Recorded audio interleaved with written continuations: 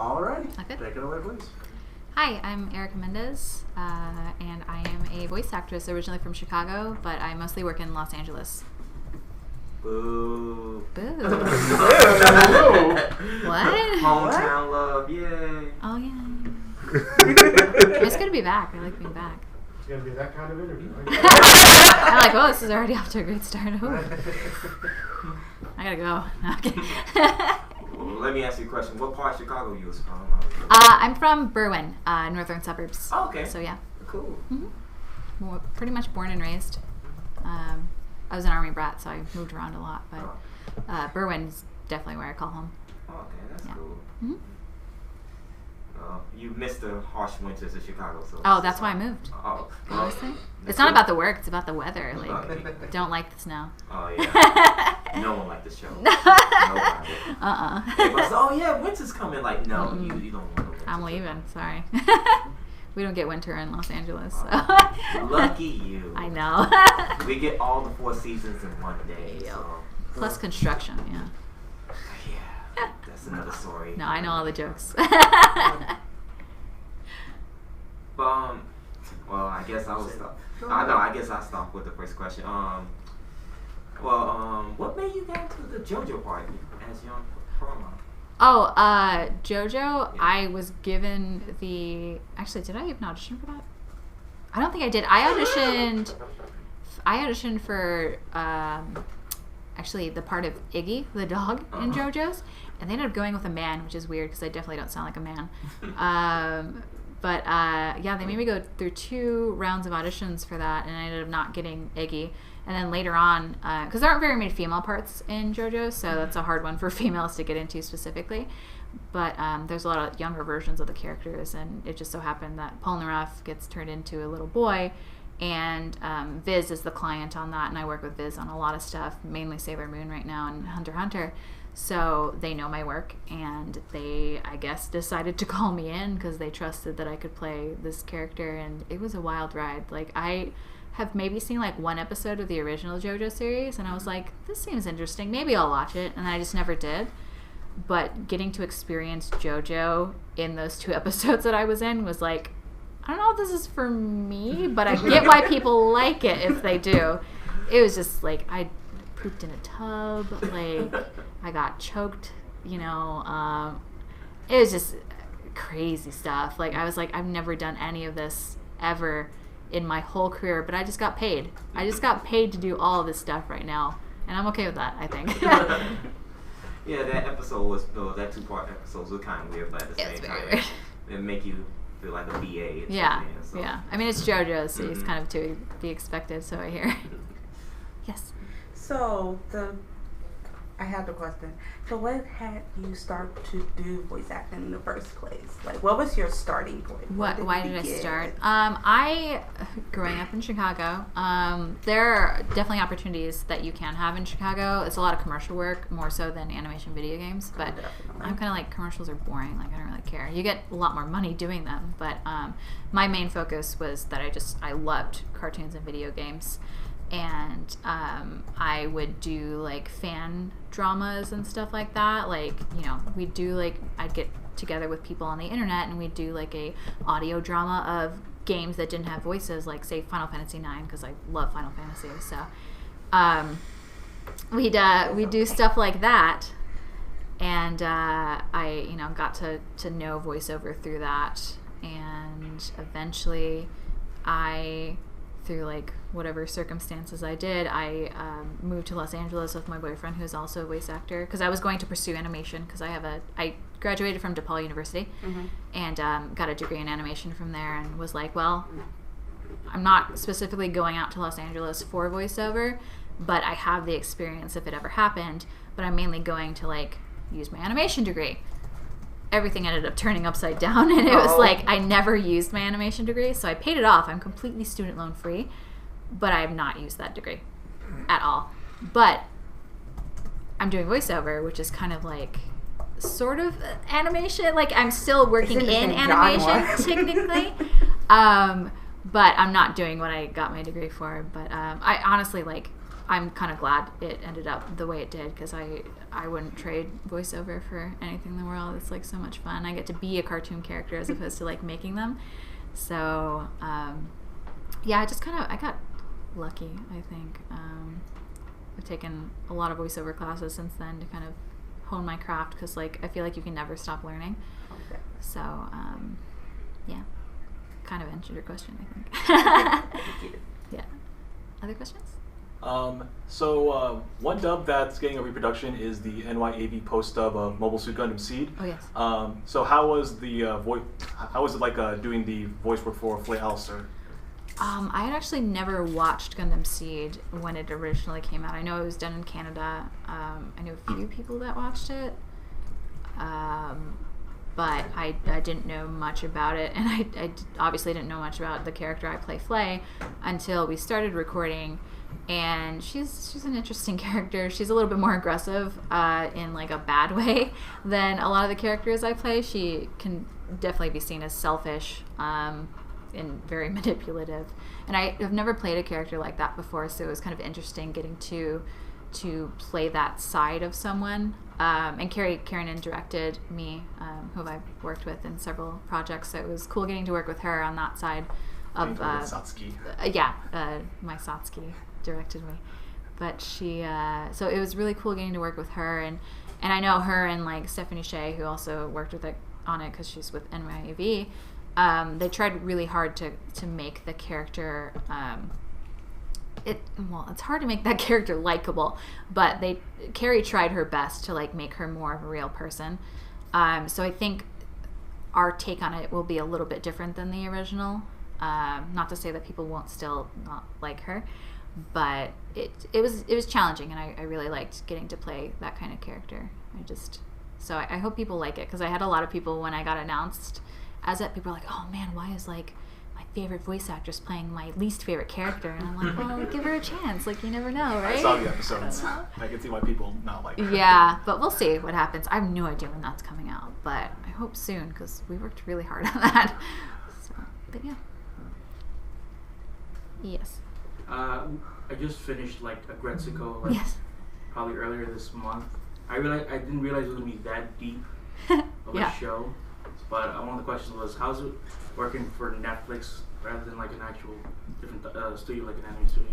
I've worked on several Netflix shows. I actually don't work with anybody from Netflix. Usually Netflix kind of lets us whatever, because they work with several different recording studios. I worked with them with Bang Zoom and Studiopolis, and where else?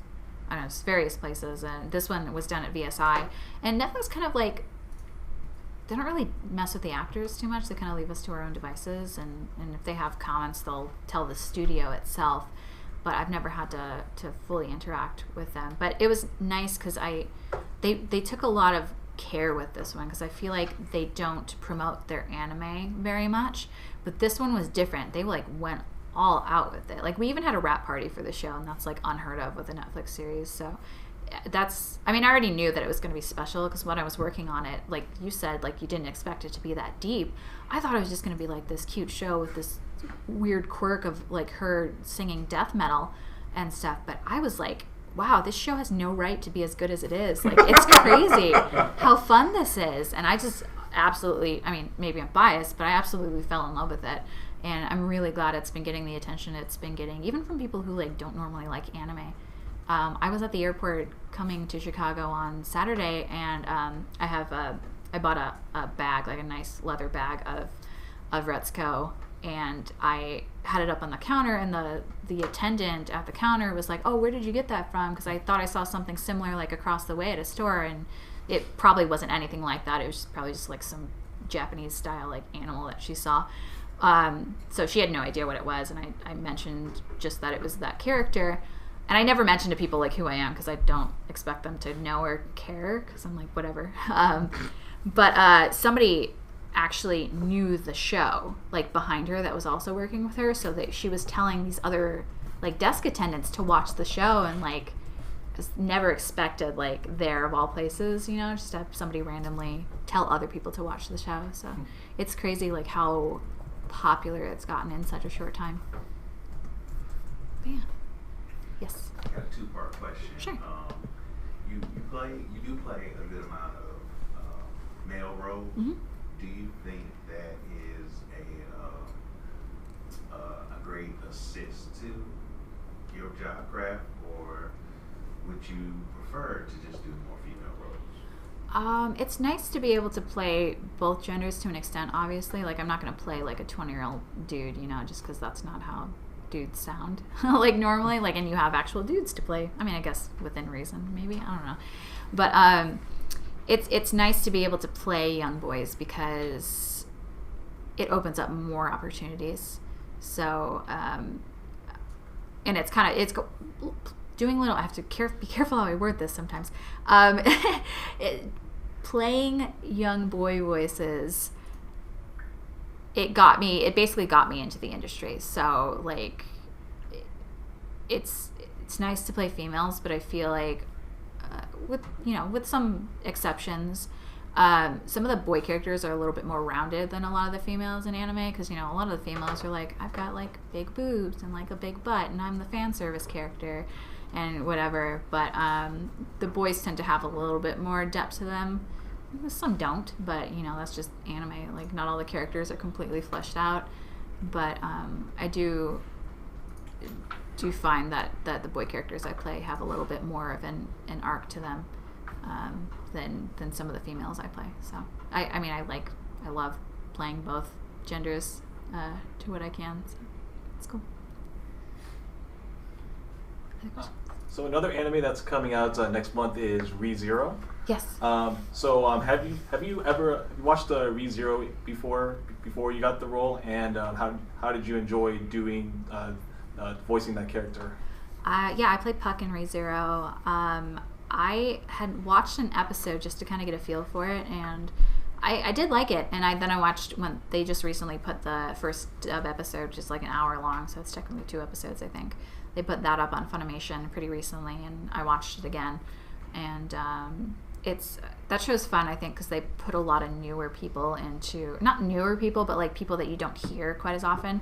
So it's like a pretty fresh cast, and then there's me, who's been in everything for all of eternity for the last 5 years, which is I'm grateful for, of course. But I'm sure people get sick of actors sometimes. But I was glad that they cast me as Puck because I love cats, first of all, and getting to play a talking cat was really cool. And he's so sassy. Like, he's a sassy cat. So I really enjoy him. And he's cute. Somebody actually gave me something at this con. I just got this. Let me find it. What is it? This cute little sleepy Puck. Isn't he so cute? So I love him. I had a, those Kigurumi, the onesies? I had somebody custom make me one of Puck. And I haven't worn it to a convention yet because I just got it. But it's super cute. And I can't wait to bust it out. Because I think some of the cast, they're so excited about this being, like, one of their first big things that they're like, oh, we want to do like cosplay photo shoots, and I'm like, well, I have this Kigurumi, so if you guys want a giant girl in a cat suit basically in your photos, like, I'm totally down for that. So yeah, I saw all those tweets from Brianna Knickerbocker. Oh yeah, just around. She's so excited. Yeah, I'm so happy for everyone. Like, it's a fun show. Like, I mean, again, I've only seen the first episode, but I think it's going to be a good dub cast, and I know a lot of people have been waiting for the show for about 2 years now, so I'm glad we finally got to share it with the world. Other questions? So 2 years ago, you were here at ASEN to promote Your Lie in April. Yes. And then you also did voice work for another show called AnoHana. Yes. With the same director, Patrick Seitz. So how does doing voice work for AnoHana compare to that of Your Lie in April? Oh man, I felt a little bit more experienced going into AnoHana. Your Lie in April wasn't like, I feel like that was maybe 2 years into my career of doing, maybe 2-3 years or so. But I still felt very like vulnerable when it came to really emotional stuff. So it was, and it was one of my first times working with Patrick Seitz, and he's a good friend of mine. But I don't know if any of you have this problem, but I find it hard to like cry in front of people. And when I play these roles, like, I sometimes legit cry, and like, especially for Your Lie in April, because I watched it and it's so emotional. Even just watching the Japanese, like, I got really, really sad and upset during some of the episodes. So of course, recording it, like, I brought that back, and I would think about, the characters' like plights and stuff, and like how sorry I felt for my character Tsubaki and that. And I, legit cried for a lot of those scenes. And sometimes it would be hard to go all out, but I tried to the best of my ability. But for AnoHana, I think at that point I was a lot more comfortable. So it was nice to just kind of like feel like I didn't have to hold back, or like wasn't going to hold myself back, I guess, rather. And just like knowing how supportive Patrick is, like he's really great, and he's a great director, and knows how to get really good performances out of people. So it was really an honor that they let me be a part of that, because I mean, you never know like what roles you're going to get cast in and which ones you aren't. And I figured, because both shows are Aniplex shows, and it was Patrick Seitz directing both of them, that maybe they would have taken a break from me. But they were generous enough, and they thought I was perfect for the part, so they let me be Sudoku in AnoHana, and I'm really glad that they did, because she's also kind of a different character. I think for me, she's more of the like stoic one, whereas I play a lot of like energetic characters. So it was nice to kind of have that like that difference in personality type as opposed to some of the other characters I play. Yeah. Yes. You played Ricker in the Berserk. newer version Yeah. of Berserk. Can you talk about reading the script for that character, or reading the script just for that show's purpose, the kind of dark, gritty fantasy? Yeah, we don't get the scripts beforehand, so I literally do not see any lines until I'm there recording, and I don't, other than like the lines that are around my lines, I don't really see a lot of the other characters. And I don't know much about Berserk in general, because I didn't watch it before I was recording for that show. But from what I understand, I got off pretty easy. Rickard doesn't have too much bad stuff happen to him. Like I think in the second season, which just came out on Funimation.com, Guts gets into like this really serious battle, and Rickard's kind of there like screaming at him because he's like, oh no, like don't get killed, all this stuff. But I didn't, a lot of weird, bad stuff happens in Berserk, and I'm just lucky I didn't have to be a part of any of it, because I don't know what I would have done, because I get really shocked by stuff like that. Like Kill la Kill, I feel like Kakegurui was pretty intense too. So I feel like Kill la Kill and Kakegurui, which is also on Netflix now, those are like my lines of like what I can tolerate. And Kakegurui was almost past that line, because my character has like fingernail things. I don't know if you guys have seen it, but like I get like really creeped out by stuff like that, so I had to look away.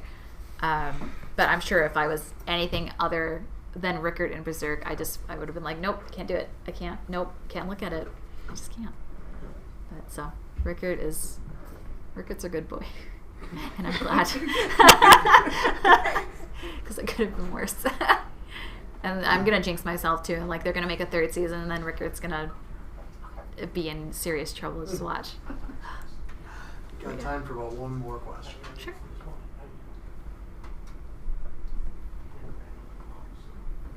Anyone? Okay, got one going? Okay, I'll take the last question. Yeah. So we're about halfway through Hunter x Hunter. Yeah. Oh, halfway? Yeah. I think more than halfway. Oh, more than halfway? So how has Gona help you evolve as a voice actor when you did all those lines as Gon? Oh gosh, I feel like Gon's one of those characters like Ryuko, where he's getting louder and louder as the series goes. So it's helping me, like, I feel like build my voice stronger. Like I mentioned, like Ryuko did, because I'm normally a pretty quiet person. So sometimes I'm like, I don't know, can I scream that loud? I have no idea. And then I do it, and I'm like, okay, let's go again, so you can do it even bigger now that I'm comfortable with it. So it's nice to like know the limits of what my voice can do, obviously without hurting myself. And then since a show like Kill la Kill, I've learned how to take care of my voice a lot better, so it prepares me more for Gon. But I like Gon because I have spent a lot of time with him, because we've been recording that show for like 2.5 years now, and that's the longest I've ever spent with any character. Because the series is like almost 150 episodes long, and it's just nice to see like how he evolves, because I don't think most of the shows I do are like 27 6-ish episodes. So characters can only evolve so much within that time, but because Gon has had so much time, it's like I feel more of a change within him than any other character I've played.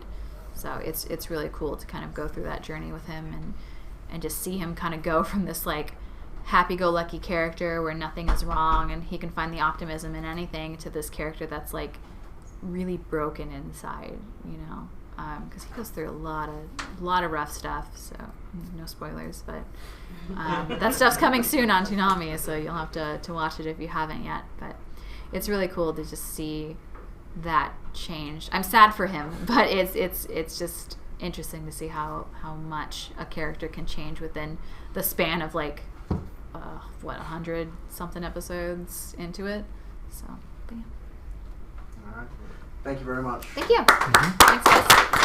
Big